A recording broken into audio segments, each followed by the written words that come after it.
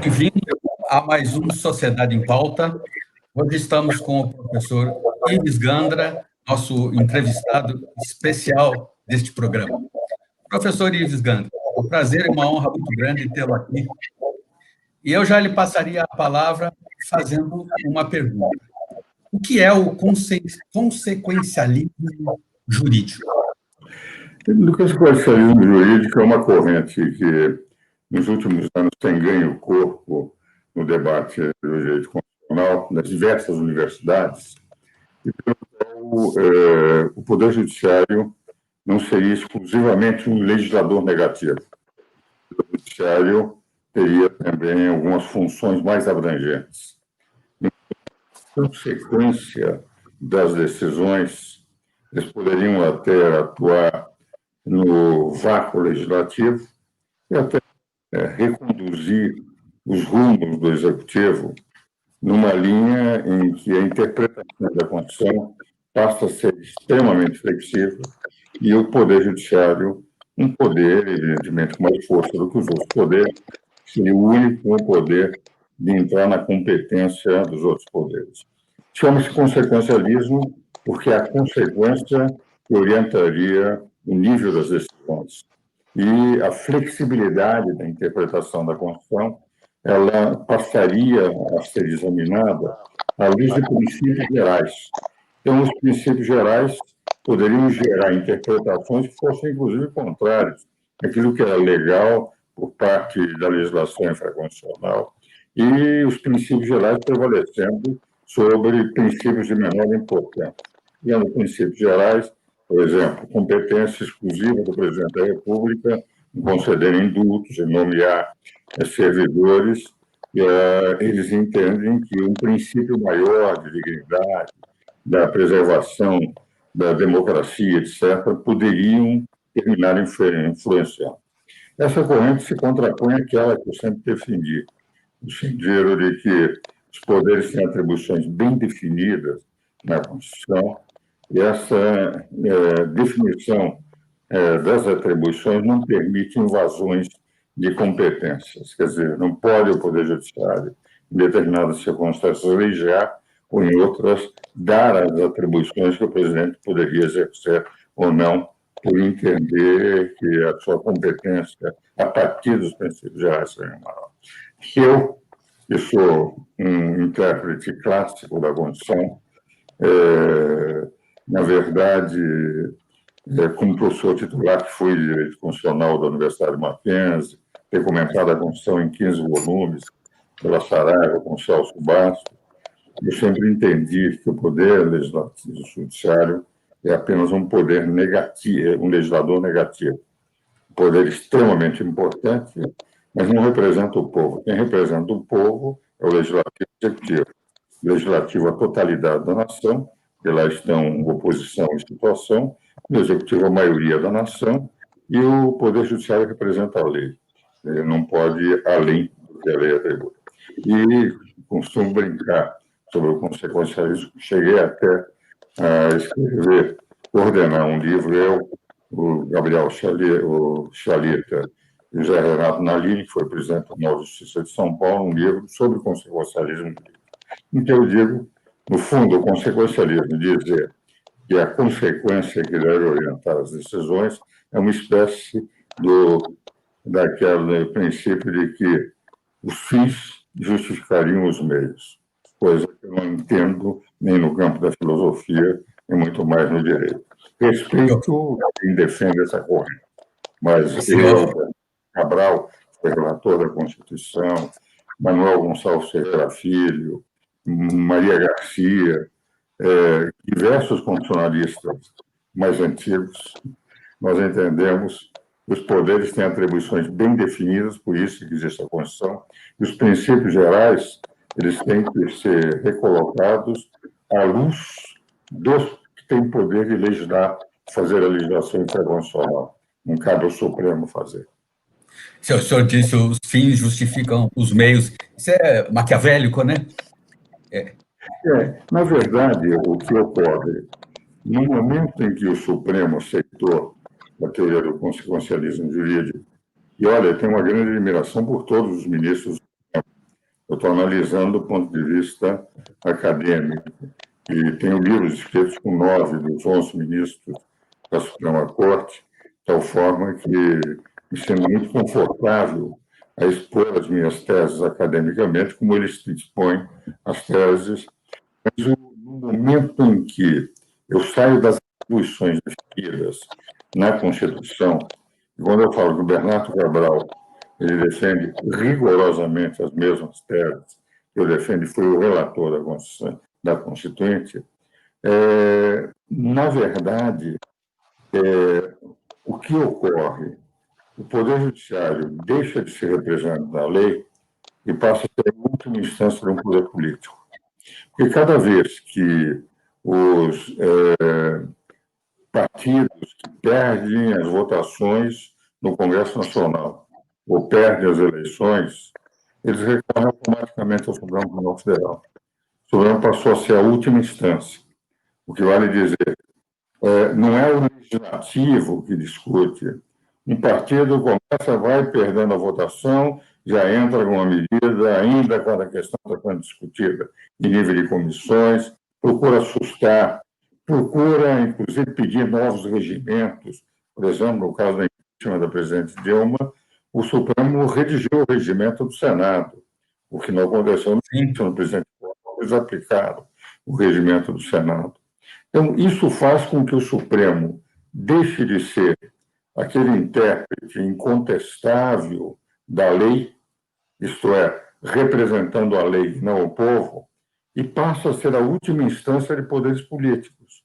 Quem perde é o Supremo, para ver se o Supremo reverte a sua derrota, que ele não obteve nem pelos votos do povo ou pelas votações dentro do Congresso.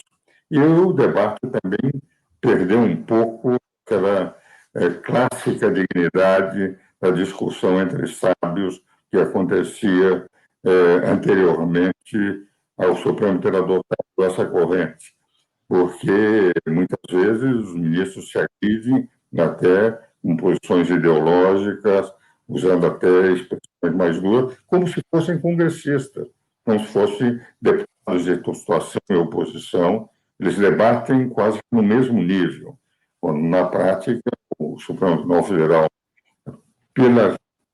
pela própria qualidade de todos os seus ministros, é uma qualidade muito grande.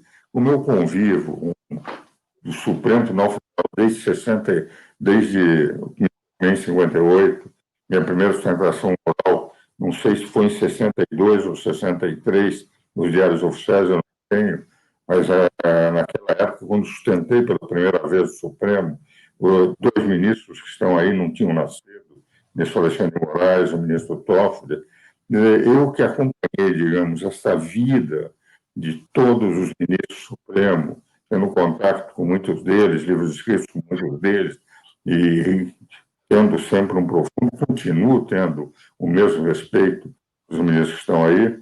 Eu entendo, todavia, que aquele debate anterior, em que eles eram legisladores negativos, eles só discutiam matéria de direito e não passavam a representar esta ou aquela ideologia política nas suas conformações, nos seus votos, nas suas declarações, algumas declarações, o nítido quando a democracia é isso, é aquilo, na verdade, é matéria para ser discutida nos poderes de representação.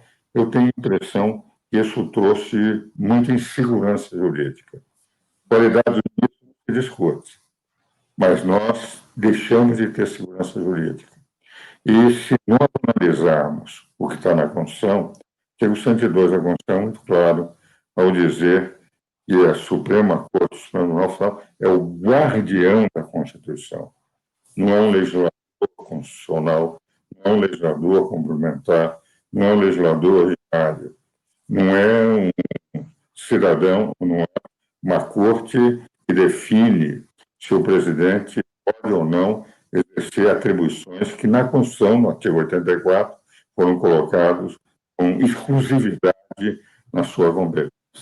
Então, a minha divergência doutrinária com os eminentes ministros do Supremo é no sentido que eu entendo que eles são apenas legisladores negativos. As competências estão bem definidas entre os artigos 54 a 69 para o Congresso, 70 a 75 Tribunal de Contas, 76 a 91 para o Poder Executivo e 192 a 126 para o Judiciário, com duas funções essenciais que também é importante que se diga. São funções essenciais da administração da Justiça, mas não são poder. A advocacia de um lado e o Ministério Público de outro, sendo que o Ministério Público muitas vezes passa a se sentir como se fosse poder, quando, na verdade, uma função essencial, principalmente em nível de acusação, a advocacia é uma função essencial em nível de defesa, algo que é fundamental nas democracias. O direito de defesa não existe nas ditaduras. Professor Ives Gandra, boa tarde. Boa tarde.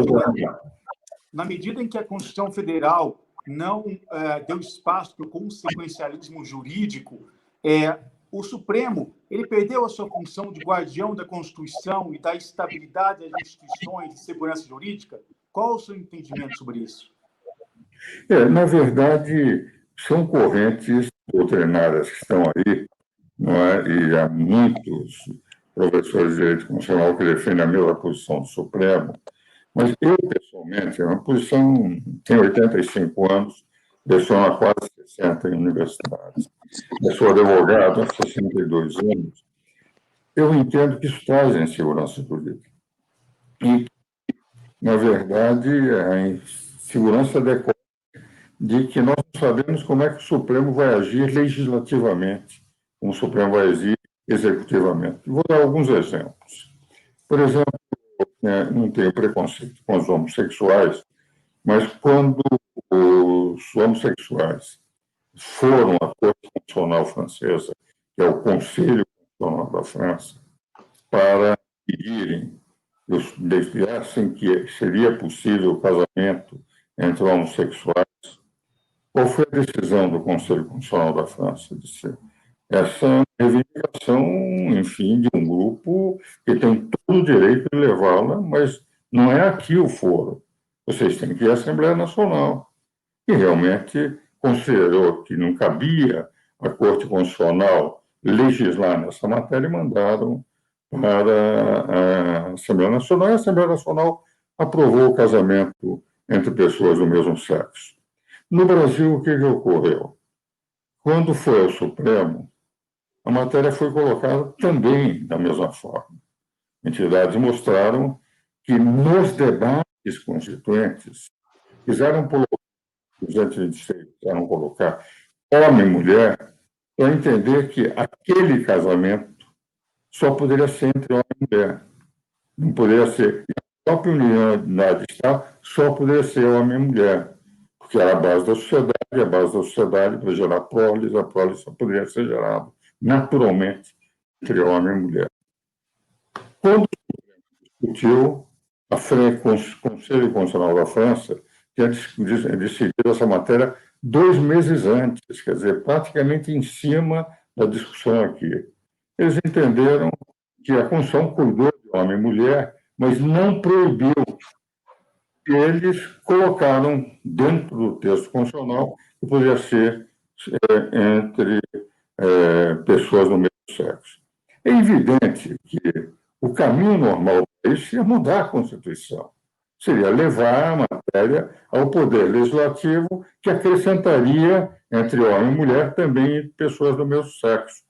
Mas como não estavam conseguindo esse resultado no Congresso Nacional, havia projetos nesse sentido, mas não conseguiam, porque a maioria, representando a maioria do povo, não estava querendo, foram ao Supremo e o Supremo legislou em vez de o Congresso Nacional. Quer dizer, na prática, sem nenhum preconceito, entende? Esse caso da França, em que a Assembleia Nacional aprovou, não é função do Supremo, é função do Congresso. Caberia a eles pressionarem, conversarem, ir aos deputados, ir aos senadores, porque quem representa o povo não é o Supremo representa um homem só, o presidente da República, que escolhe quem ele quiser, sem precisar consultar ninguém.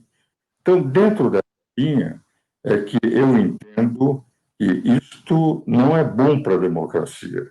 Porque quando o artigo 2º declara que os poderes são harmônicos e independentes, quer dizer, eles são harmônicos porque não devem estar brigando entre si. E independentes, cada um com suas atribuições bem definidas na Constituição. E eu acho o segundo, porque o primeiro é o que dá a base do Estado Democrático de Direito. Então, a democracia é definida pelo artigo 1º, e o artigo 2º é de tal relevância, que é o segundo artigo da Constituição, que tem hoje 200 artigos, tinha na aprovação 245, e que dizia que os poderes são harmônicos e independentes, e deu atribuições no título 4º, bem claro para cada um dos poderes, entende?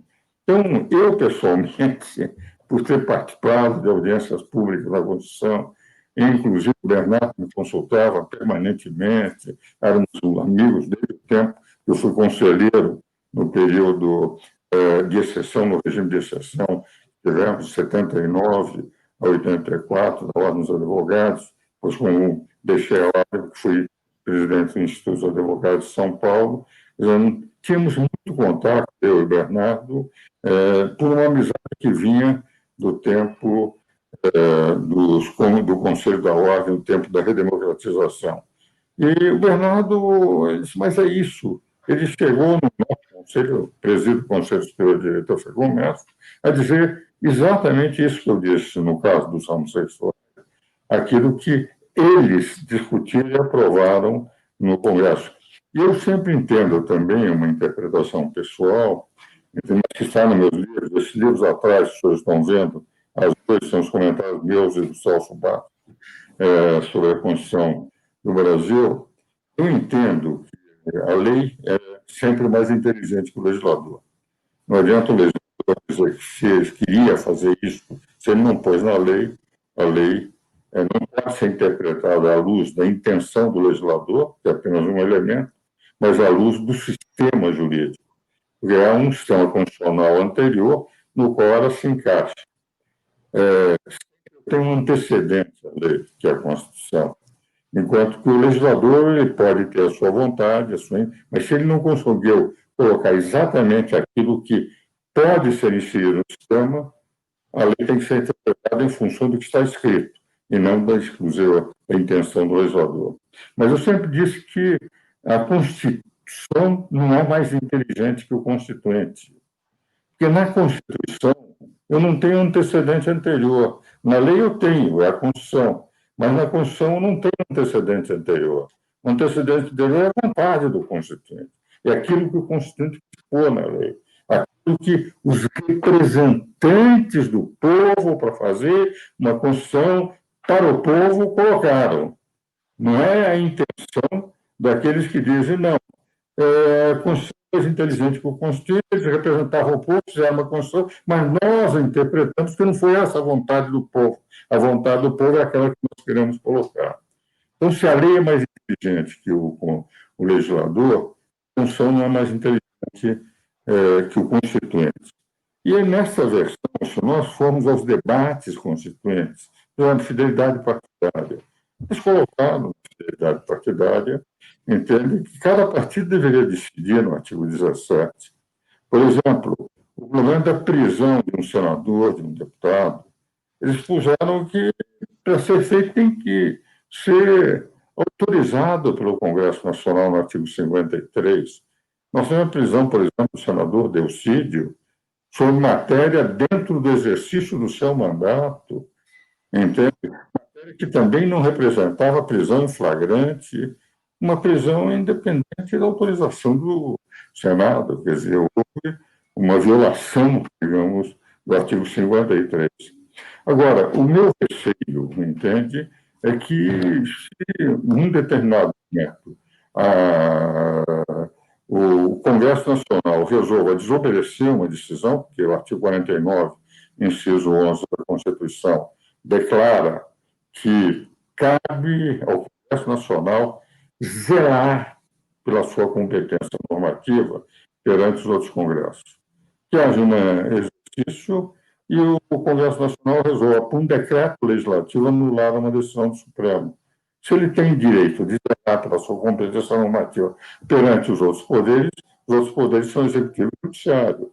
Se o judiciário resolve fazer leis em lugar do poder que ele não pode, porque nem nas ações diretas de inconstitucionalidade por omissão, 103, parágrafo 2º, pode o Supremo fazer a lei, ele tem que declarar a inconstitucionalidade, a omissão inconstitucional do Congresso, mas obrigar o Congresso a fazer a lei, e haja um decreto legislativo dizendo o seguinte: olha, usando a faculdade do artigo 59, de regular, nós vamos não reconhecer a decisão e anular a decisão do Supremo. Nós temos um conflito desnecessário colocado na legislação, colocado no sistema. Então, eu tenho batido, conversado, eu tenho devendo isso assim, 31 anos, nas minhas aulas, nos meus artigos, nos meus livros sobre direito constitucional, de que o Supremo, o Poder Judiciário, é um poder de legislador legal extremamente relevante. Tem que garantir a lei, tem que garantir a Constituição, mas não é poder representativo do povo. Quem representa o povo são aqueles que o povo elege. Quando entra-se na magistratura, eu participei de 3 bancas de curso de magistratura, sei a qualidade dos magistrados, como é difícil, tinha pena dos candidatos, o sofrimento que tinham, mais de 7 mil candidatos para menos de 100 magistrados acolhidos, somarmos os três concursos, mas é uma função relevantíssima, mas é uma função de ser escravos à lei e não, entende, representantes do povo. Representa o povo, aqueles que o povo elege. Eu digo sempre que, em nível de representação do povo, não ser defensor da lei, em nível de representação do povo, o pior dos congressos é melhor que o melhor dos supremos. Porque esses foram eleitos por 140 milhões de brasileiros, o Supremo por um homem só. Agora, a função do Supremo é de uma extrema importância, porque a função dele é garantir a segurança jurídica, garantir a lei. E, por essa razão, é que eu, pessoalmente, com todo o respeito a todos que pensam de forma diferente, eu nunca ataco pessoas, sempre ataco ideia, ou nem ataco ideia, exponho as minhas ideias para serem refletidas em relação às ideias dos outros. Eu entendo que, efetivamente, se nós não voltarmos a ter cada poder exercendo a sua função, sem invasão de competência alheia, cada um sendo extremamente importante, mas todos em igualdade de condições, e não tendo um superpoder que é intocável no que faz e pode interferir no executivo, legislar no legislativo, nós corremos o risco de termos um poder tão forte que passaríamos a ter não mais uma harmonia e independência dos poderes, mas um superpoder e 2 poderes acólitos, secundário, acessório, que seriam legislativo e executivo. Professor Ives Gandra, quando, no tempo de faculdade, nós aprendíamos hermenêutica jurídica, eu me lembro, por exemplo, de Carlos Maximiano, Eduardo Spínola, que eram obras que tratavam de maneira exaustiva a hermenêutica, a interpretação, eram análises sutis, muito variada para situações bem diferentes. Hoje, toda a interpretação é feita à base simplesmente de ponderação de princípios. Então, eu penso o seguinte: será que hoje, além dessa quebra da repartição dos poderes, que coloca o Supremo como um superpoder, não há também um ataque à ciência jurídica tradicional? Não há um ataque ao direito romano-germânico? Eu cito como exemplo aí a situação em que o Supremo criou um crime por sentença, o crime de transfobia. Isso também não é um ataque à cultura ocidental, um ataque à ciência jurídica tradicional, que está sendo substituída por um tipo de sociologismo jurídico de princípios? Aliás, a minha posição contrária ao consequencialismo, a esse poder de legislar, evidentemente é contrária a essas decisões. Quer dizer, quando o Supremo cria um tipo penal existente no Código Penal, entende? É evidente que, a partir desse momento, esse consequencialismo político derruba toda a interpretação clássica. O caso Maximiliano, que é um clássico ainda hoje citado, ainda hoje eu cito em pareceres o caso Maximiliano, da sua qualidade em dizer quais são as funções, como é que se interpreta a lei das diversas correntes de interpretação, e que são permanentes, vêm do direito romano. E a verdade é que hoje, quando eu digo em segurança jurídica, nós estamos numa segurança jurídica máxima, porque se um poder pode fazer a lei que quiser, a interpretação que criar o crime que puder, e quiser, bastando, como alguns, inclusive, dizem, não, mas o povo quer, a nação está pedindo, a nação pede para os poderes representativos da nação, que são os políticos. O Supremo é um estado da lei. E há um dado que parece, por exemplo, o senhor falou sobre o problema do crime da homofobia. Se nós analisarmos, entende, que hoje o espírito brasileiro de fazer piadas com tudo, com os presidentes da República, com os senadores, pegavam o Belmonte no passado, com aqueles desenhos, entende? A próprio humor, às vezes sem maldade nenhuma, um humor. Hoje eu posso atingir as figuras do presidente da República, dos senadores, etc., como acontece. Se eu fizer, se eu posso, por exemplo, uma raça, eu sou descendente português, cidadão português, em decorrência do meu pai ter nascido em Braga, sou professor da Universidade do Minho, catedrático da Universidade do Minho, na cidade do meu pai, em Braga, que é uma universidade pública portuguesa. Piadas dos portugueses a todo momento, uma era, um povo, o nosso Alfredo Helles, aquele grande estudador, falava em civilização paulista, civilização portuguesa, civilização lusíada, que deu um novo estilo desde o quinhentismo português no mundo inteiro. Agora, se eu posso atingir uma raça inteira, se fizer uma piada sobre um homossexual, é um crime, porque, por exemplo, eu tenho uma grande admiração pelo Ricardo Lewandowski, e coordenamos até juntos um livro em homenagem a 100 anos do ministro Alckmin, que foi um grande ministro da Suprema Corte, e foi, inclusive, titular, ganhou méritos a titulação do Geraldo Estado aqui na Faculdade de Direito da Universidade de São Paulo. Mas, no momento que, monocraticamente, ele diz que o fundo partidário tem que ser dividido 50% para negros, 50% para brancos, meses da eleição, sem ter candidatos nos partidos que possam preencher, como é que eu vou fazer essa distribuição? Se eu não conseguir eleitores negros ou candidatos negros, quer dizer, cada candidato negro que estiver no meu partido, como ele tem direito a 50%, vai receber, do ponto de vista do princípio da igualdade, muito mais do que os candidatos brancos que têm direito aos outros 50%. Quer dizer, isso está na legislação, isso não está na lei. Então, isso traz o que eu chamo de uma insegurança jurídica que fragiliza a democracia. Diziam 2 prêmios Nobel de Economia, o Douglas North e o Raymond Coase, falando sobre economia de mercado, eles diziam que ganharam o prêmio por isso, nos seus estudos, só com estabilidade jurídica é que a economia de mercado funciona.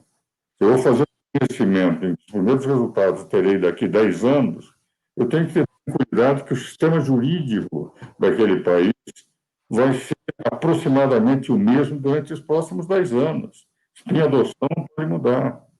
Agora, no momento em que eu não tenho segurança jurídica nenhuma, porque quem faz a lei é o Congresso Nacional, é o Supremo ao mesmo tempo, quem que a insegurança jurídica se estabelece, porque contra leis incorretas, injustas, injustas, eu diria, mas leis inconstitucionais, eu posso recorrer ao Supremo, mas contra a inconstitucionalidade da invasão de atribuições do Supremo não tem a quem recorrer. Entende? A não ser que um próprio poder faça essa situação utilizando-se o título 5º da Constituição. Fora isso, eu, como cidadão, não tenho ação. Então, isso é realmente muito ruim para o país, porque nós não temos a certeza, passamos a ter, entende, um superpoder e 2 poderes acólitos. E não sabemos quando a legislação vem sendo feita sem base na Constituição, exclusivamente a partir de uma interpretação flexível de princípios gerais. Todo princípio geral, eu posso ter N interpretações que saem do princípio geral. Você, por exemplo, o caso do aborto. À luz da dignidade da pessoa humana, eu tenho os 2 lados da corrente. São favoráveis a abortos, são contrários a aborto, e utilizo os mesmos princípios. Então, a dignidade da pessoa humana tem que ser... Isso a Constituição é uma Constituição quase sempre principiológica na sua estrutura básica, é que os legisladores representados do povo vão colocando como aqueles princípios. E o Supremo, quando percebe que o legislador não colocou um princípio que deveria ser, ele tem direito, nas ações diretas em consulado de proibição, dizer que o Congresso Nacional está agindo inconstitucionalmente e tem que fazer a lei. Eu queria, interessante, nesse ponto do 103, parágrafo 2º, eu cheguei a propor ao Bernardo, ao Sidney Sanches, que é meu colega de turma, que era representante supremo, um dos representantes supremos, junto aos constituintes, durante o processo constituinte, que quando diziam declarada a omissão inconstitucional do Congresso de fazer a lei que a Constituição exigia que se fizesse, que não fez, e que não estava fazendo, que se pusesse um preço, um prazo, puséssemos lá, digamos, 6 meses.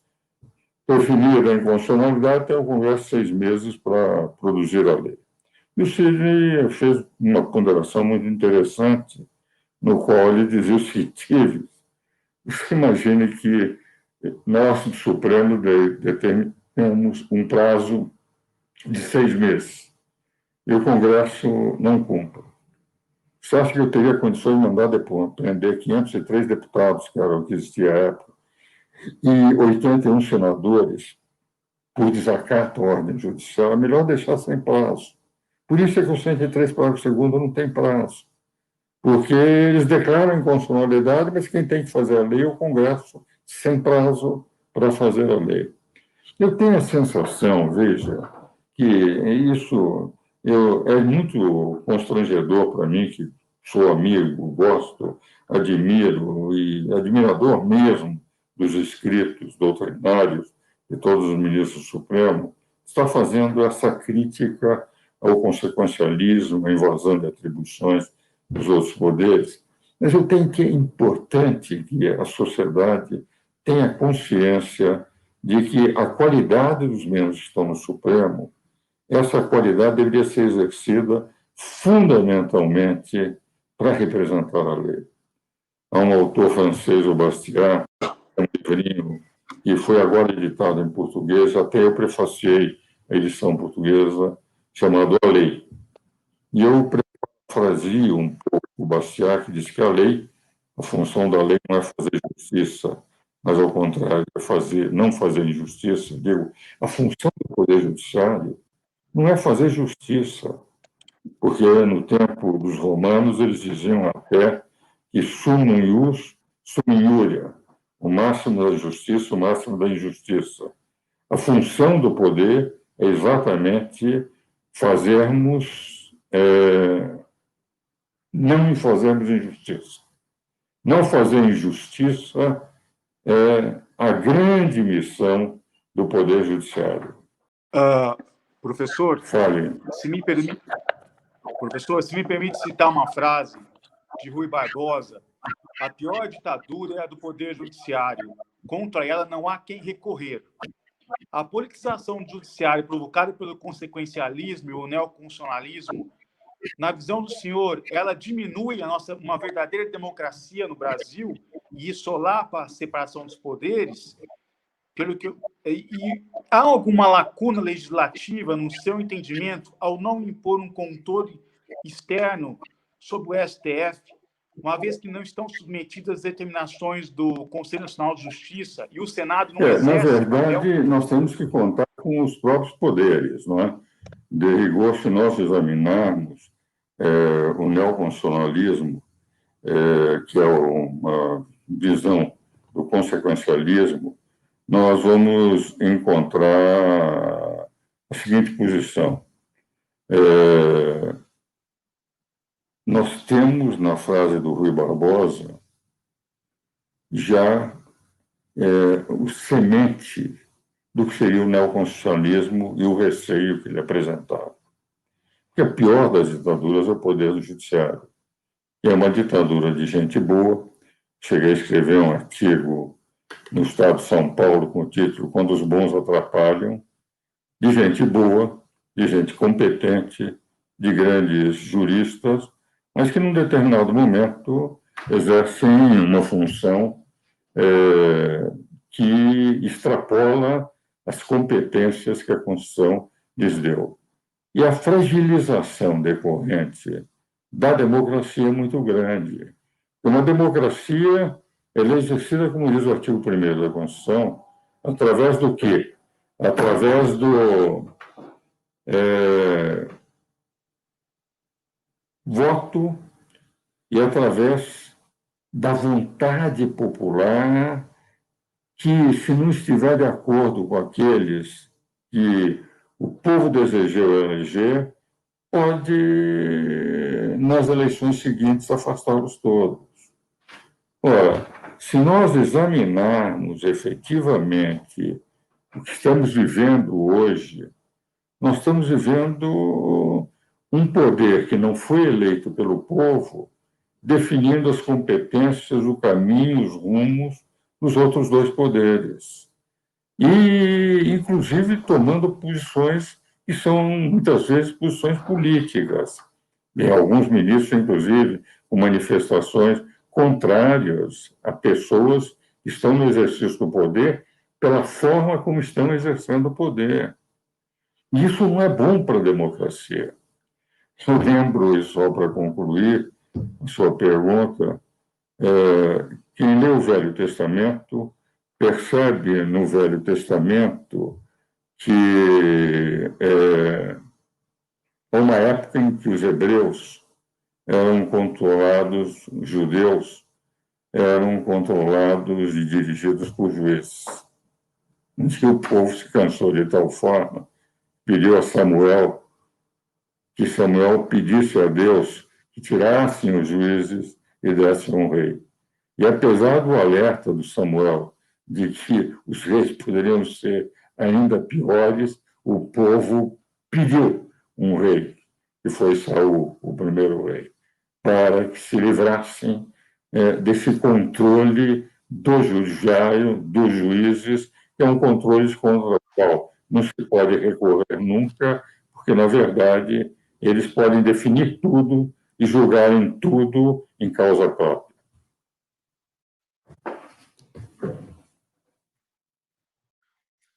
Professor Ives, é sensível que o Supremo ele adota posições políticas e quase que antijurídicas, contrário ao direito. Uma coisa que eu observo muito é que eles dão entrevistas e eles prejulgam casos que estão ou que estarão sob o julgamento deles. Eles falam a imprensa antecipando, nesse período de Covid, por exemplo, foram vários casos em que eles emitem opinião sobre questões que estarão sob a jurisdição dele. O que qualquer aluno de direito aprendeu que é pré-julgamento. E a pergunta que as pessoas sempre fazem, se diz que é a pergunta de $1 milhão, é o que fazer, a quem recorrer. Se o Supremo é a última instância, recorrer a quem? existe a hipótese. Eu penso, primeiro, o Senado precisa tomar postura, porque ele está sendo usurpado, e ele tem a competência não apenas para dar andamento a impeachments que já foram propostos contra ministros, ele pode dar início, o Congresso pode iniciar uma reforma constitucional para alterar a competência do Supremo, né? Ele tem a última palavra nesse caso. Existe uma hipótese também que o senhor aventou numa entrevista de ter as Forças Armadas como um elemento moderador, né? E eu tenho uma opinião pessoal, há uma última instância de poder, que é o próprio povo. Eu estou me referindo à desobediência civil. A desobediência civil do direito natural, aristotélico tomista, porque lei injusta, sentença injusta, não são leis, não se cumprem. Dentro desse quadro, como o senhor vê, o Senado é a nossa última instância? Veja o seguinte, eu tenho uma questão que eu venho nos comentários há 30 anos defendido em matéria de direito constitucional, porque como convivi com os constituintes, o próprio Ulisses Guimarães assistiu palestras minhas sobre o parlamentarismo, eu sou um parlamentarista, desde os bancos acadêmicos, quando eu fiz política até 1965, eu presidi em São Paulo um partido político que era parlamentarista, o partido do Raul Pira, Partido Libertador, o Pila Mendes Sá, Paulo Brossard, Mangabeira, Rafa Marinho, etc. No caso agora, Carlos Brito Velho, Armando Câmara, Xene Lima, era um pessoal muito bom em nível de política, nós acreditávamos nos parlamentos, aquelas que o próprio Ligiprato apresentou no seu livro, na Democracy, um professor da Universidade de Yale, em que ele dizia que das 20 maiores democracias do mundo, 19 são parlamentaristas e só uma presidencialista, que é a dos Estados Unidos. Ele considera como democracias aquelas que não tiveram nenhuma ruptura institucional desde 1945 e que países estavam uma civilização avançada. Ao contrário, nos 20 maiores, sem ruptura institucional, 19 parlamentaristas e uma presidencialista. Então, naquela ocasião, eu vinha defendendo sempre na própria Constituinte que os poderes têm de ser harmônicos, independentes, e teria que haver um sistema de controle mútuo dos poderes. E, realmente, nós temos o Senado, o controle executivo, o impeachment dado pela Câmara, suspendendo os direitos do presidente, e o Senado é que julga o afastamento definitivo. Os ministros supremos podem sofrer impeachment dentro do Senado Federal. O Supremo não pode prender sem autorização do Senado, da Câmara, dos deputados, dos senadores. E isso tudo colocado no título 4º da Constituição, que foi muito bem colocado. A Constituição está bem colocada em nível de definição de poderes. Se ela fosse cumprida, não teria nenhum problema. Agora, o título 5º da Constituição, nós, constitucionalistas da época, não os novos constitucionalistas, estou falando daqueles que eram professores na época da Constituinte, nós definíamos o título 5º da Constituição um regime constitucional das crises. Por que o Constituinte colocou no primeiro, que era a democracia, o Estado brasileiro, no segundo, os direitos individuais, cidadania, política, terceiro, a administração e a federação, o quarto, os poderes, o sexto, a ordem, o sistema tributário, o sétimo, a ordem econômica, o oitavo, a ordem social, e criou um título 5, separado de todos. Como é que deu o nome ao título 5? Da defesa, repito, da defesa do Estado e das instituições democráticas. Por isso é que nós chamamos que é o título que é um regime constitucional das crises. Se houver uma crise institucional, os poderes não se entenderem, um começa a desobedecer a ordem do outro, um decreto legislativo do legislativo anulando uma decisão do Supremo, porque a decisão invadiu a sua competência, ele tem direito de defender a sua competência. um conflito dessa natureza quando a democracia estiver esfrangalhada, movimentos, inclusive, insurrecionais, foi colocado o título 5º da defesa do Estado e das instituições democráticas. Primeiro, do artigo do Estado de defesa, em que se pode suspender direitos individuais e passar a enfrentar naquela região um problema concreto, que não se confunde com o estado de emergência que está no título 3º, que é na competência das atribuições, entende? Aí é o estado de defesa, em que há um movimento insurrecional, não é aquele que o Michel Temer utilizou, chamando as Forças Armadas para desocupar o Congresso Nacional e que durou 2 ou 3 horas do estado de emergência. O estado de defesa é um estado colocado no título 5º para garantir a democracia. O outro, se a insurreição, se o problema for maior e for estendido a toda a nação, o estado de sítio. E daí vem as instituições que podem garantir a democracia se ela estiver tremendo. São as Forças Armadas, 142, 143, e o 144, que é a Segurança Pública, que ficaria sujeito às Forças Armadas se houvesse uma crise enorme no país. E daí vem o artigo 142, interpretação que eu sempre dei. E sempre disse que é um artigo para não ser utilizado nunca. Os poderes têm que se entender. A democracia depende da inteligência daqueles que são autoridades. É como se fosse a Força de Frappe do De Gaulle, que dizia o seguinte: eu quero ter bomba atômica não para ganhar uma guerra que eu não ganharia nunca contra os Estados Unidos ou contra a Rússia. É para saber que eles têm o conhecimento de que, se entrarem em guerra com a França tem uma capacidade de, perdendo a guerra, criar um tal nível de destruição dos outros países que eles desistem de fazer a guerra. O título 5º foi colocado com esses instrumentos para que nunca fosse utilizado.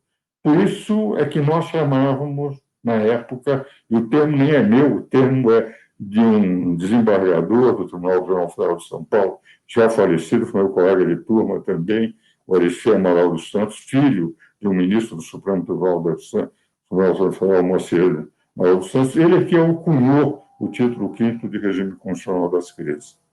O que dizem nas Forças Armadas? As Forças Armadas têm uma função. É a única vez que aparece a palavra pátria. A única vez que aparece a palavra pátria na Constituição é no 142 das Forças Armadas. A defesa da pátria, primeira função.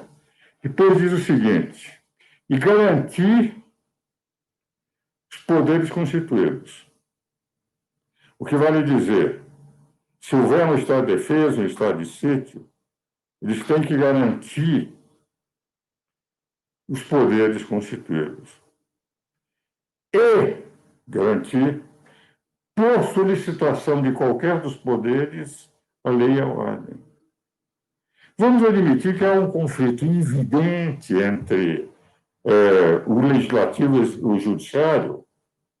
Não vai ser o judiciário que diz: eu faço, invado e eu decido. Se o legislativo fizer decretos legislativos anulando decisões do Supremo por invasão de competência, quem vai repor a lei e a ordem, não romper a lei e a ordem, repor a lei e a ordem, são as Forças Armadas. Se um poder solicitar, e se for o Poder Executivo, o presidente não pode presidir as Forças Armadas, porque ele é parte do poder. Então, a minha posição sempre foi essa, e apesar do que disseram os ministros do Supremo, Luiz Roberto Barroso, que eu tenho uma grande admiração por ele, na Roda Viva, isso fica além do errado. É a tese dele, a minha tese é diferente. Felizmente, não temos que comprovar até hoje quem é que tem razão, se eu ou se ele, porque dependeria de uma crise institucional de tal ordem que um dos poderes recorresse às Forças Armadas. esperança que nunca aconteça no Brasil. E como nunca vai acontecer, evidentemente que também não está acontecendo para o Supremo. Então, Luiz Roberto Barroso, o ministro, decide, mas como doutrinador, quando ele disse isso, estava além do... Eu posso dizer a mesma coisa, mas nenhum dos dois, na sua posição acadêmica, pode comprovar o que disse, porque vai depender se um dia a crise for de tal ordem que se haja solicitação de um poder a essa intervenção. Algo que foi colocado na Constituição para a defesa do Estado, das instituições democráticas, e que tenho eu esperança, pelo bom senso das autoridades brasileiras, isso nunca acontece.